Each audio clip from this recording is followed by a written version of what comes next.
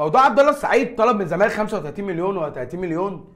مبدئيا كده اي لعيب بيعرف يعمل باص بوش رجليه بيعرف يقف، هيجي الزمالك هيقول لك انا عايز 80 و90 و30 راجل عنده 40 سنه طالب منك 35 وطالب منك، لان الفرقه ما فيهاش 2 3 اصلا بيعرفوا يباصوا. طب هنفترض انه مش طالب ال 30 مليون، هو لا، ده الاخبار دي كلها كدابه، الناس كلها كدابه وبيضربوا استقرار الزمالك على حد كلام المجلس بقى، هم بيضربوا استقرار المجلس. عبد الله ما جددش ليه لحد دلوقتي اما هو مش طالب ال 30؟ يا عم ده هو طالب 5 مليون منه، فانت لسه لحد الان ما جددتلوش.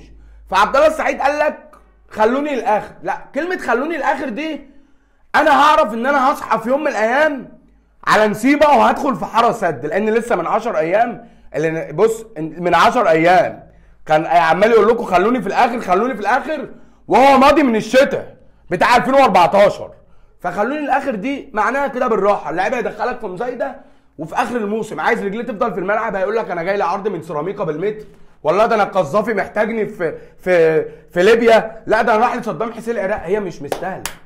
انت راجل هتجدد اروح اقول له العرض اللي عندي، جت معاه جت، ما جاتش خلاص، هي مش ناقصاك انت كمان يا عم. هو الموضوع بسيط يا جدعان، وانتوا ما بتتعلموش؟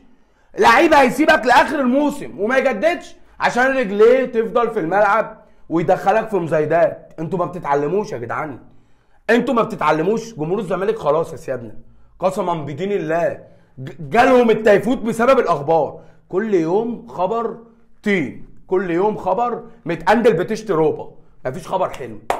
فالناس خلاص تعبت منكم، انتوا مش عارفين تدروها، ده انتوا ولا كانكم يا جدع شغالين في شركه الميه. ايه يا جدعان الناس دي يا سيادنا؟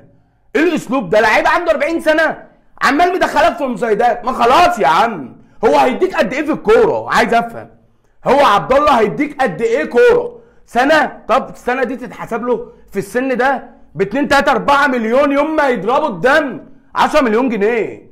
غير كده قعدوه ببيته، هي العمليه مش ناقصه. ما هو بيلعب ولا احنا خدنا كونفدراليه ولا بناخد دوري ولا عارفين نروح من هنا ولا عارفين نروح هنا، وهي الدنيا واقعه. فانا ابني من تحت بناس تستاهل ان انا اقعد واحد عندي عنده 40 سنه طالب مني 30 مليون، طالب مني 20 مليون؟ لا يا جدعان، لا يا سيادنا، الموضوع ده معاكم انتوا ما بتتعلموش يا جدعان.